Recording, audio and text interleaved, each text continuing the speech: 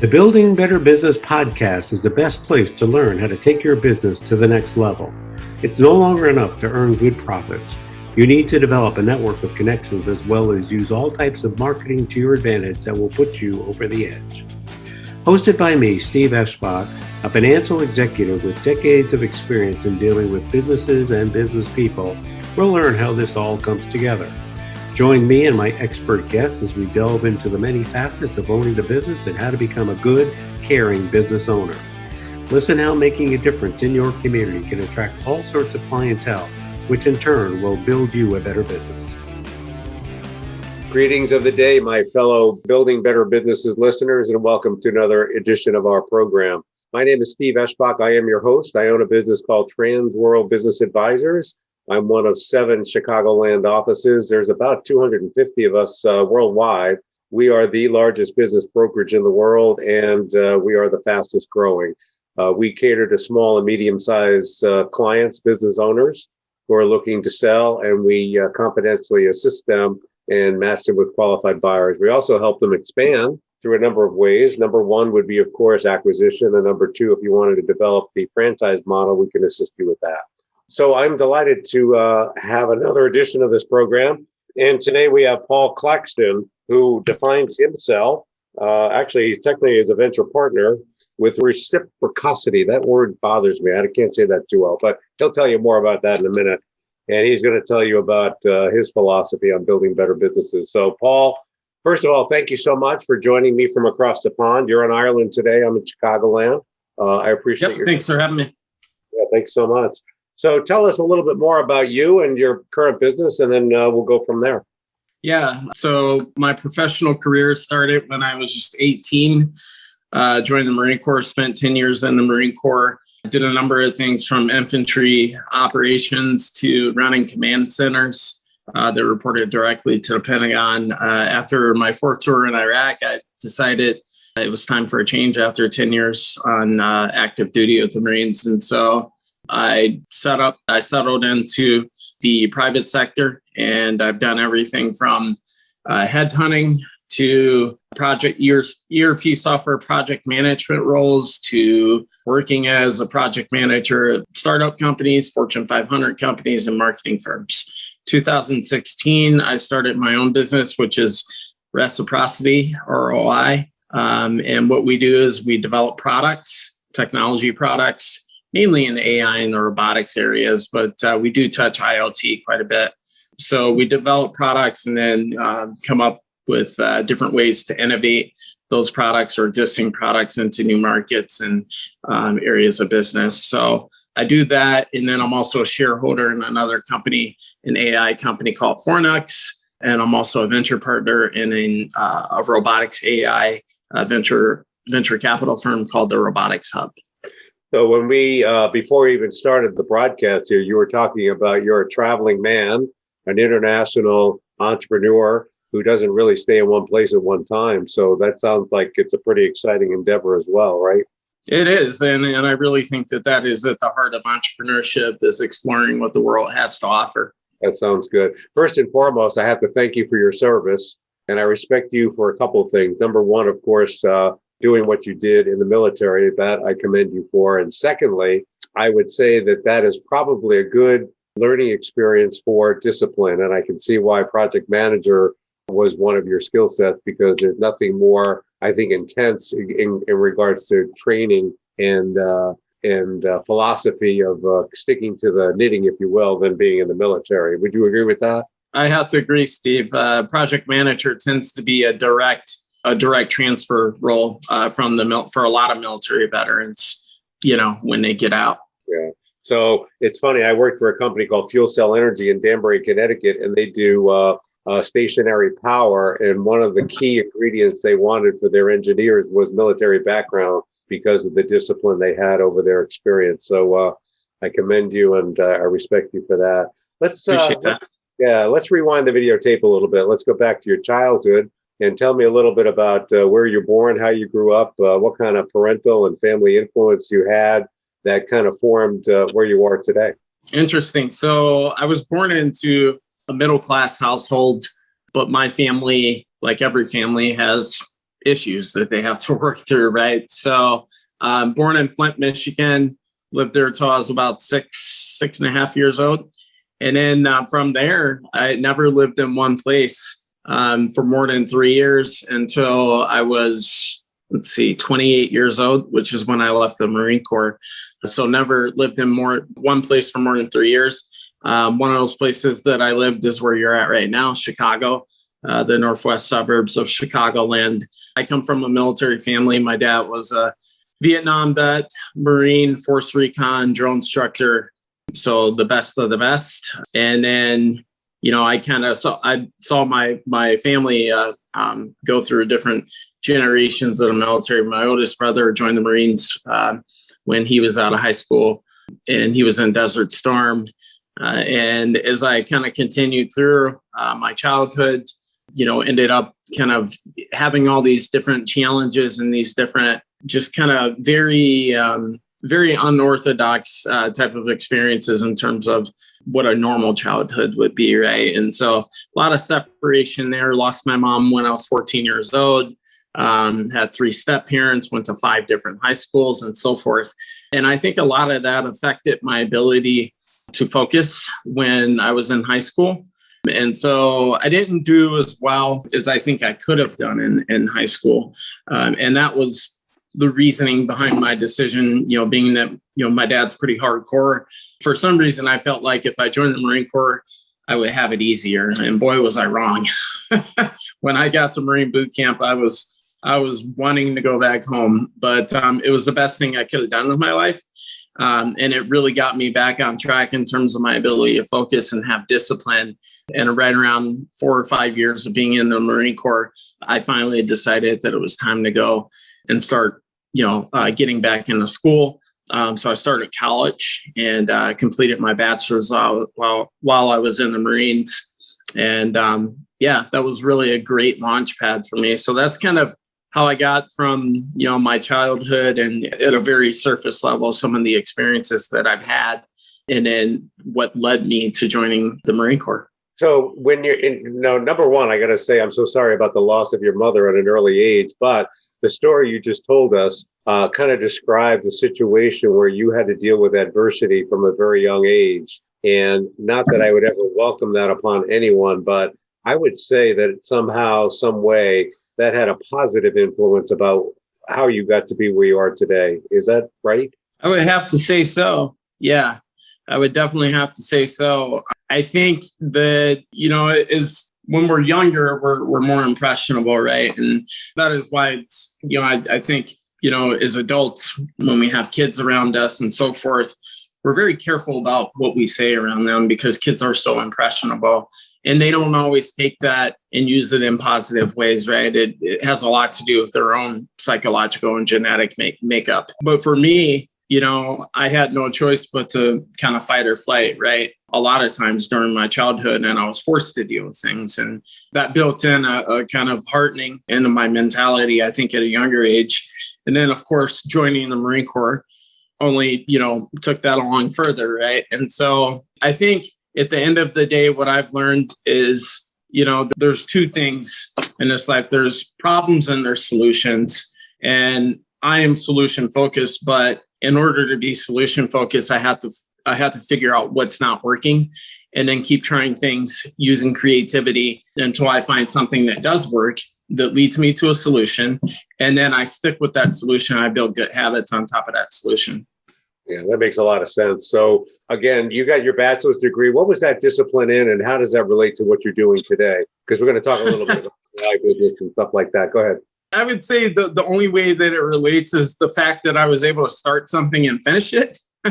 And some of the psychology courses that I took, I minored in psychology. I would say that a lot of that does have some correlation to entrepreneurship. Entrepreneurship is not being a business owner or being an entrepreneur. It's not a natural thing from a psychological standpoint, facing your fears and everything that you have to do to build a better or more successful business is not something that we're naturally born with. Entrepreneurs are built over time. They're not born. And so what I did is I majored in criminal law. I minored in psychology. And I applied to CIA and NSA before I left the Marine Corps. And those things did not happen for me. It's very competitive, even for a decorated Marine like myself. And so at that point, I was kind of lost, like a lot of people are who are in their 20s, even with the experiences that I did have. And it took some years for me to find my way and get through the transition from Marine to civilian and so forth. And eventually I did find my way. But how do I use that today? I would say a lot of it is just ultimately, obviously, I'm not in law enforcement, but I would say that the psychological aspects of that degree have definitely helped me in entrepreneurship. Yeah, I would agree with you wholeheartedly. There's a misunderstanding, or maybe people think differently. Mergers and acquisitions, buying and selling businesses, operating a business. It may sound like it's very numbers oriented, and it's just tried and true facts, mathematicals. Here's a value based on this calculation. But there's a strong emotional element to being a successful entrepreneur, because you've got to interact with people, you've got to understand them. You have to listen, you have to interpret. So I wouldn't say your psychological degree went to waste at all, because it's probably an integral part of what you do today. Am I right? I have to say so, and it's not even just the degree, but, that's the formal education piece. But, not living in a cocoon and getting out and, creating different experiences for yourself. I've lived in Ireland for over a year now, so this is an experience. It's a once in a lifetime thing that I got to do before I'm 40. I'll be 40 in October. And, those are educational in a way. Absolutely. You continue to learn and gain experience as you kind of go through those. But let's talk a little bit about your current business. So you mentioned the acronym AI. I think most of our audience knows what AI is. But what specifically are you doing when you interact with your clients? What are you trying to help them? You mentioned that you're solutions focused. So what are you doing with AI, artificial intelligence, to help them be more successful and solve any problems that may exist? Well, I think a lot of it starts with, the education pieces around this. There are a lot of what I could kind of say, the truth of the matter is, if you do any research on AI, and investors are very cautious of this in terms of companies that call themselves AI companies, they're not really AI companies. So a true, what is AI really? And so it's the education piece that we offer to our clients, right? Not that we're putting them through classes or anything like that. But the fact that we've built these products and, we're living and breathing in this space, the key thing with AI is not in the technology itself, but it's really in the computing power and the data, because if you don't have data, AI is useless. You got to have data, and then you got to have the ability to compute that data, cumulatively in a compounding effort over time, right? Because that data is going to grow. And so you're going to need more and more computing power over time. And so like with our products and whatnot, we've built products that can essentially have proliferating computing power over time as the data grows. And therefore, with that computing power, or what that AI software can do, is it can strengthen the hardware, the systems, the infrastructure, the backend SaaS software. It can strengthen that so that the systems aren't essentially overloaded and then vulnerable to attack. Because that is the problem with AI, is that many times the computing ability doesn't match the data behind it, right? So you have too much data, the system gets confused, and then you're vulnerable to attacks and so forth. And that's why AI fails a lot of times. So can you give us some specific examples of either the typical client that you're helping, or B, a specific example of what you just described? Like for me, and this is going to sound so elementary, I just on Amazon bought a remote thermometer to cook my meat on my grill without me having to watch the meat cook. So now I'm going to get alerted by carrying a remote monitor that's going to tell me, Steve, the steak is done, but that needs more time so I can do other things. So that's going to help me. And I know that's very simple and very elementary. What kind of specific example can you give us regarding how you can manage computing power for the benefit of clients being more intelligent with how they use it? Yeah. So for example, right now, we're working with a pretty large company, an enterprise level company that is they're asking for our help to help them expand in the life sciences arena. So bio, life sciences, biotech, and so forth. And so what we're doing is we're essentially, building a consortium of products that we can sell to consumers and then kind of track that on the back end, right? And collect that data. And then our AI software then hooks into the platform itself, and it helps those products run a lot more efficiently for the consumers. And then we pull that data back in and we bring that to our client. And then they then have better insights in terms of how those products are performing, if they need to, build new features or what features would be most useful to the consumers in terms of how they're currently performing. So that's one thing that we're doing right now in the area of life sciences, biotech. So think about biosensors, bioelectronics, anything that people or doctors or clinics would use to help people live healthier lifestyles. Particularly, it's been a big need here within the last year or so with the pandemic, with aging in place and people living at home and remote care and that type of stuff. So we've seen a big increase in need there in terms of telehealth type solutions, not only for like the organization that I mentioned that we're working with, but for hospitals, doctors, and clinics as well. So those products would be able to kind of be like almost kind of like a think of it in terms of like a server room where we're pulling in all this data from products across the world, and then we're compiling that data, and we're taking kind of like a macro look at how this data is being used and distributed, or how it's affecting how the consumers are responding to it. And then we're dissecting it in certain areas to determine where the gaps are. Does that make sense? Yeah, it does. It does. And it sounds like you do a lot of work in the life sciences area. Does your service offerings include other industries as well? And is your client, is your typical client based on a particular size, or is size not an issue with what you do? Size hasn't really been an issue. The company that I just mentioned they do $4 billion a year in revenue. So generally speaking, we'd probably be more apt. Again, size is less of a concern, but we're probably more apt to work with companies kind of in the mid-market space. But we don't really rule anybody out where there is a need. There is a need, and that's why we're here.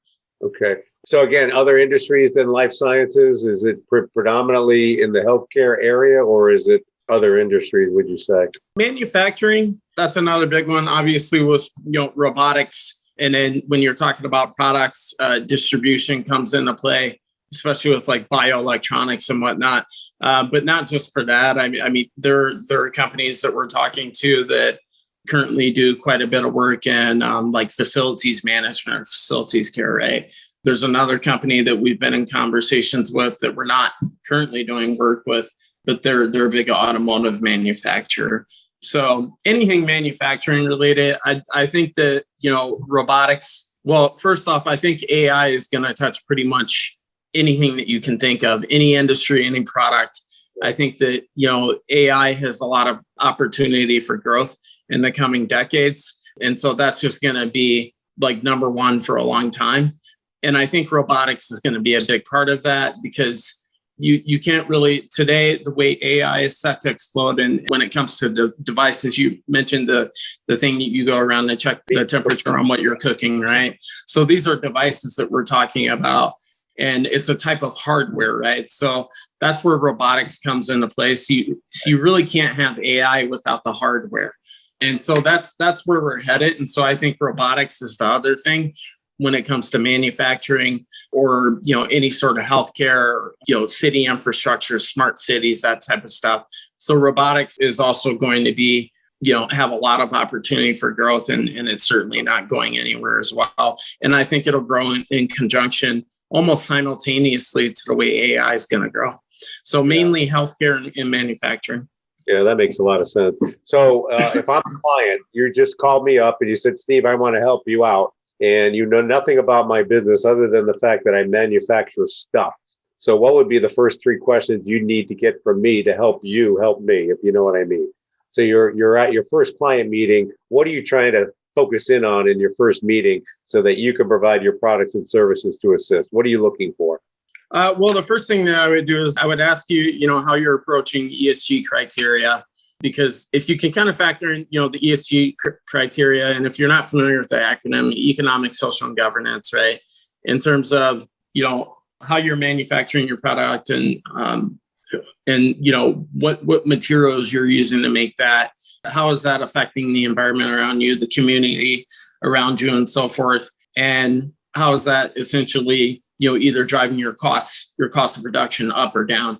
So I would look at those things, because I believe that if you can build an ESG criteria in, then you can do it effectively, you're gonna drive your costs down. So that's number one. And then number two, I would ask how you're currently employing technology in your business processes, in your manufacturing process, in your production.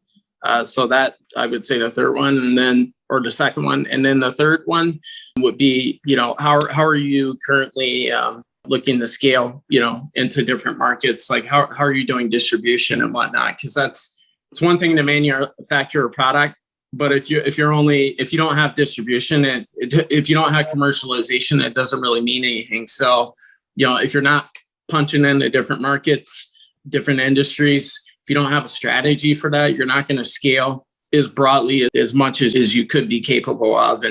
And the other thing is, when it comes to number three, there are, IP commercialization, right? Are there areas where you have gaps, or where you have not filled buckets, where you could potentially commercialize your IP or your product in some other kind of way, right? So that's where innovation R&D comes into play. What resources are going untapped within your organization? Those would be the first things. Yeah, that sounds very, very good. And certainly I do not have the any wherewithal to help anyone out in that regard. So all you business owners looking to do where Paul can help you, be sure to reach out to him. Unfortunately, Paul, we're coming near the end of our segment here. Is there anything that our questions didn't cover that you want to make sure you get across to the audience? No, I mean, if the only thing I would leave you with is just, if you need to find me on LinkedIn, you can look up Paul Claxton. I'm pretty recognizable. Venture partner. You'll see venture partner robotics, U.S. Marine, et cetera. You'll know who I am. Based in New York City. And I do have a UK LinkedIn profile based in London. Outside of that, the only thing I would leave you with is just that, hey, I'm here to help. If you connect with me, you'll have a friend and a business partner for life, whether we do business or not. Those are powerful words. I appreciate that, Paul. Hey, thank you so much. Thank you for your time. Audience, thank you for listening. I hope you got a lot out of this session as I did. And we'll see you on another edition of Building Better Businesses in the near future. Thanks so much.